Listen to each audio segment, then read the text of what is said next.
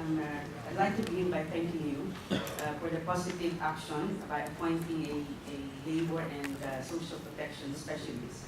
I think it's far from our labor desk, which we are pursuing, but it's very positive.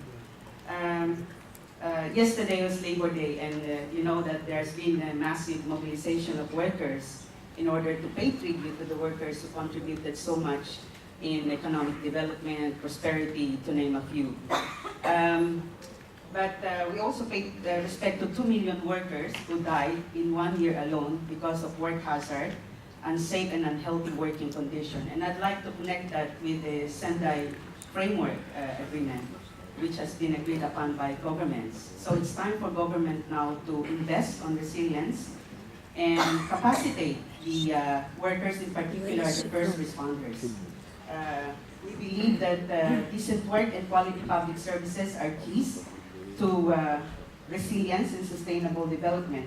So it's impossible for global, national, and subnational disaster risk reduction management plans to be implemented without competent workers and public services. So we'd like to ask you from ADB, what can we expect ADB in this regard in order to realize the goals set out in that agenda? Second is, we welcome your reiteration of your commitment to safeguard policies, and therefore we would like to reiterate our call for the ADB to expand the scope of its current safeguard policies to include and integrate the core labor standards into that, because I think without doing that, it will be incoherent with the rest of the policies.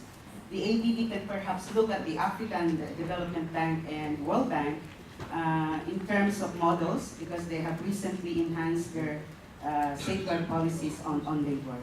On post-2015 agenda, Mr. President, we the trade union would like the post-2015 agenda to strongly focus on social equity, decent work, social protection, implement human rights-based approach, and ensure greater policy coherence among UN bodies, in particular the ILO, the IFIs, the International Financing Institution, and to promote innovative financing for climate action and sustainable development.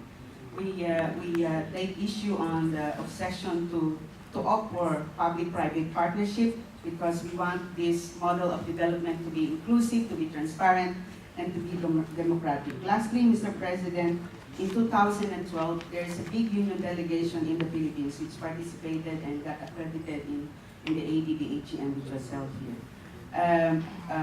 The action outside of the PICC was documented by the Philippine Authority, and the information which we forwarded to ADB is now in the hands of the immigration authorities of the Philippines.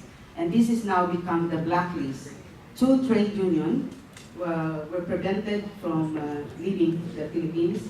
Twice, Mr. G from India, of Building Woodworkers International, and recently in February, Mr. Katsuhiko Sato from Kichiro was placed under deportation proceeding on the basis of that list, which the Philippine government said they obtained from ADB. So we would like, Mr. President, for you to address so that that blacklist will not discriminate and target trade union, and that blacklist will be revoked. Thank you very much. Could we pass the mic to the lady in the center, please?